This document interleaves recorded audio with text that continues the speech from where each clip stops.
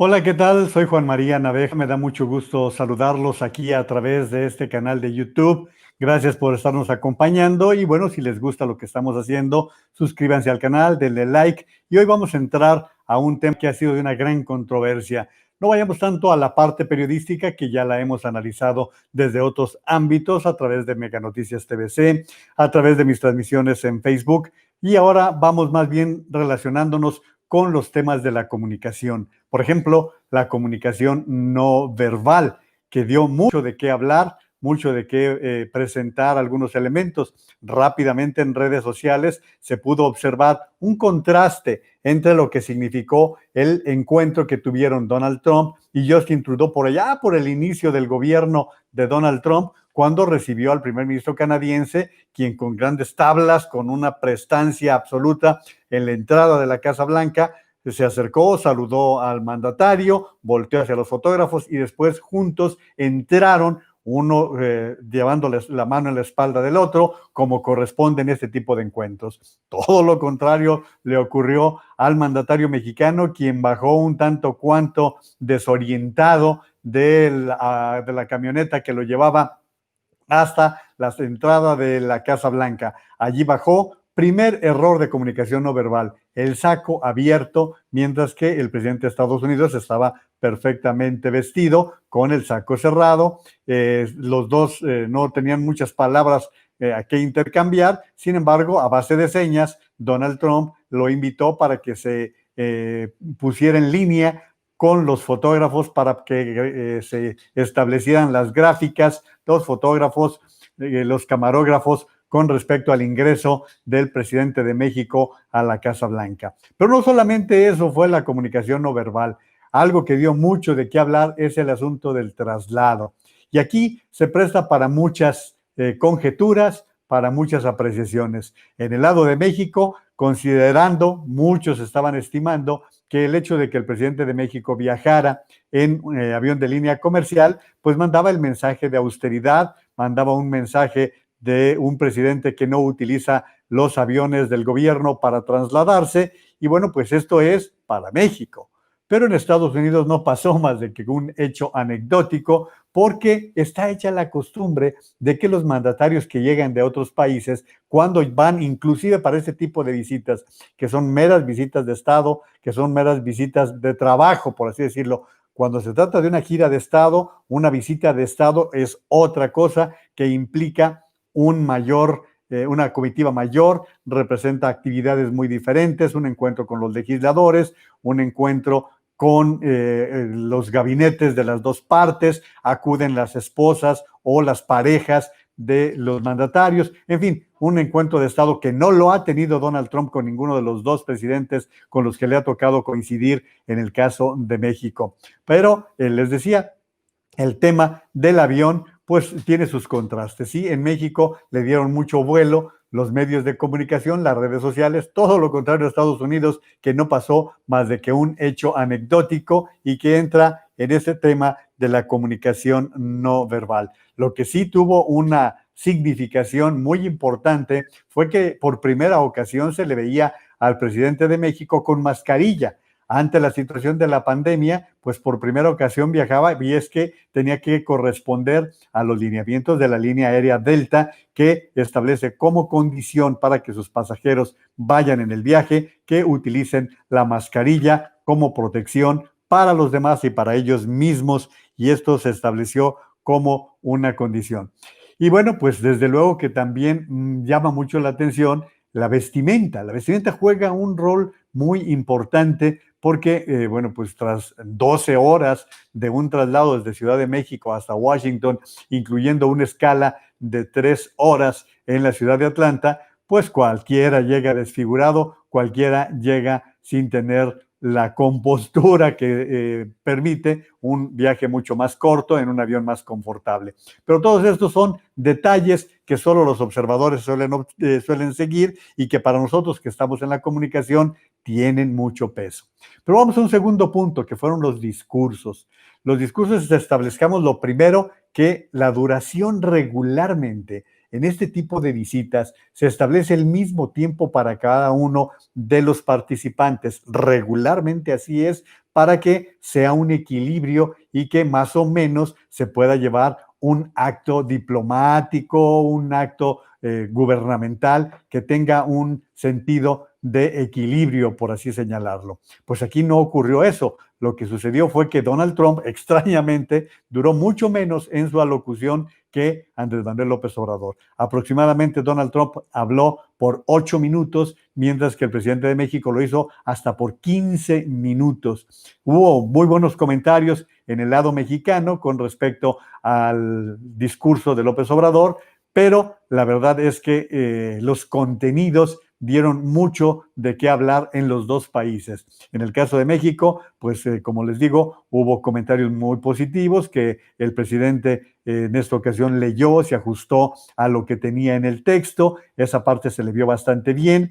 Sin embargo, no fue tan bien recibido el hecho de que fuera tan elogioso con un presidente que ha sido sumamente crítico de México y de los mexicanos. Sin embargo, los dos discursos, pues de alguna manera se ajustaron a las fórmulas, a una tendencia de ser amable uno con el otro, puesto que estaban en la casa de uno de ellos, estaban en el Jardín de las Rosas, pero en este tipo de mensajes siempre es importante el equilibrio en tiempo y forma. Y bueno, pues la forma más o menos se logró, aunque en el exterior habrá que decir que hubo sus contrastes. Como les digo, la parte periodística ya la analizamos en otros ámbitos. Aquí nos corresponde más que nada el observar la parte de la comunicación verbal, no verbal. El presidente de México tuvo una agilidad que normalmente no se le ve en sus actos en Ciudad de México o en la República Mexicana. Llamó incluso la atención que tuviera un 45% de velocidad contra lo que normalmente toma su tiempo para hablar, y esto es producto del análisis del taller SPIN que dirige el doctor Luis Estrada. Entonces, pues entraríamos a muchas controversias con respecto a los contenidos, pero aquí platicaré más adelante quiénes fueron los heridos en estos discursos.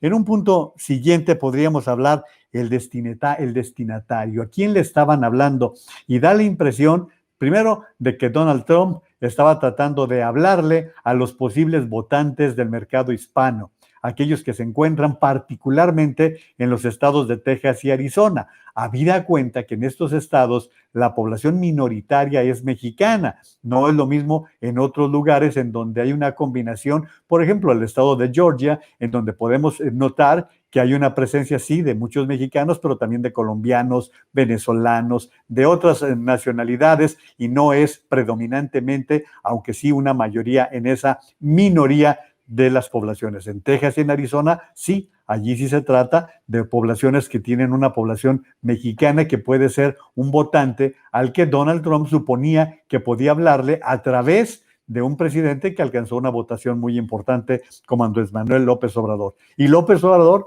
pues le estaba hablando a Donald Trump, y le estaba hablando, como todo mundo coincidió, a los votantes de Donald Trump y particularmente al equipo de campaña, dotándolos de la frase que necesitaban, de la imagen que estaban buscando para emprender una campaña con miras a la elección del 3 de noviembre. Ahora vamos a la parte de la cobertura mediática. Fíjense ustedes, por lo que hace al equipo mexicano, pues hubo la posibilidad de que estuvieran 12 reporteros en este mensaje conjunto de las dos partes.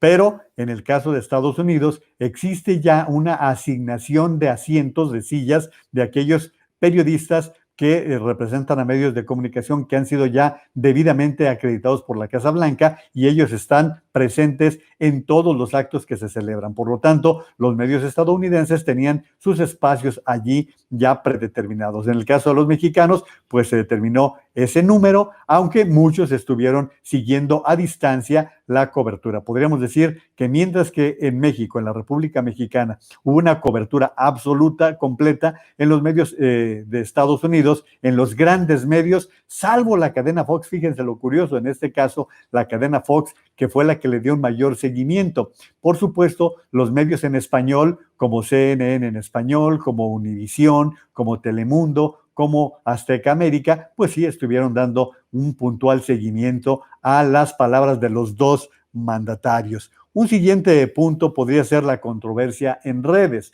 Esto dio muchísimo de qué hablar antes y después. Era de esperarse, mientras que estuvieron todos los grupos de simpatizantes del presidente López Obrador, del presidente Trump, que se hicieron presentes a través de las redes sociales con la tendencia que normalmente tienen, pero aquí con la particularidad entre quienes consideraban que no era oportuno este encuentro, tomando en consideración que Estados Unidos ya se encuentra en un proceso electoral con miras al cambio de poderes del próximo año. Un siguiente punto, la reacción propagandística. ¿Qué reacción tan inmediata? Eran las 8 de la noche con 1 minuto cuando el equipo de producción del presidente Donald Trump ya estaba subiendo a las redes sociales, particularmente a las propias, una síntesis de lo que había sido el encuentro. Y a los pocos minutos también la frase, efectivamente la frase que estaban buscando, en las cuales el presidente de México agradecía la gentileza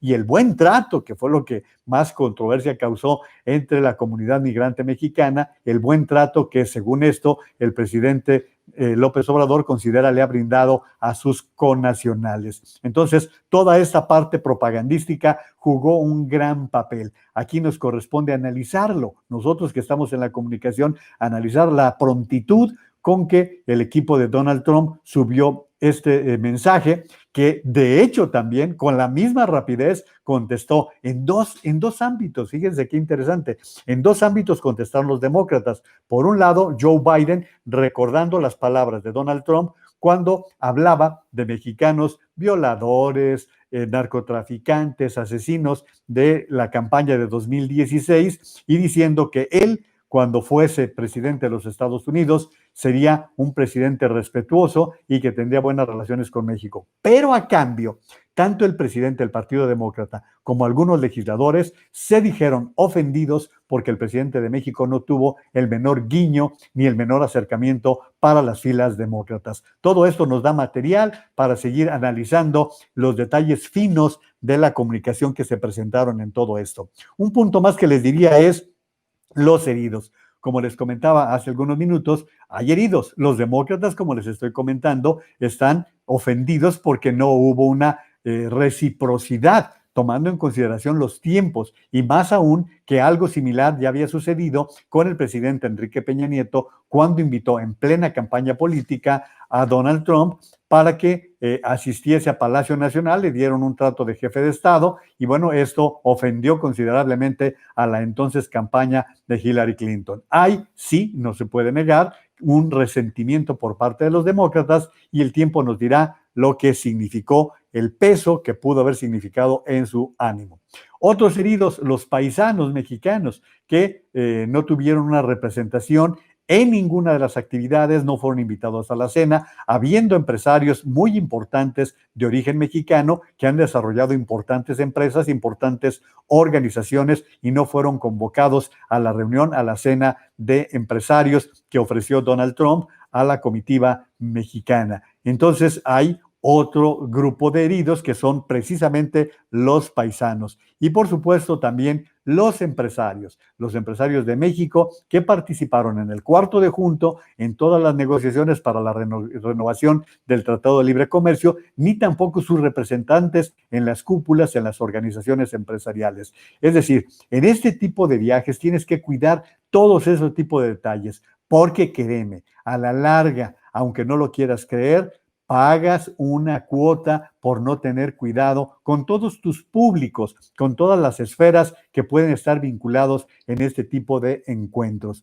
Y finalmente, te diría que sería importante hacer un recuento de los daños para ver cómo vas a actuar, qué guiño vas a dar posterior a una visita que ha tenido estos contrastes entre quienes consideran que fue una gran gira para el presidente de México, una gira como la esperaba y necesitaba Donald Trump, y lo que van a ser las reacciones por parte de aquellos grupos que han sido afectados. Entonces, es muy importante ver tu recuento de daños para saber cuáles van a ser las acciones a seguir, cuáles van a ser tus respuestas frente a las críticas que se vayan formulando, cuáles van a ser tus reacciones frente a las campañas que van a nacer detrás de este encuentro entre el presidente de México y el de los Estados Unidos. Como ves, una cita de este tipo entre dos mandatarios de países vecinos con contrastes, con tantas situaciones divergentes, nos dan margen para que la comunicación sea un producto de suma importancia y que nos da mucho material para el análisis. Seguiremos ya en otras emisiones platicando. Por lo pronto, si te gusta lo que estamos haciendo a través de este canal de Juan María Naveja, te invito para que nos des like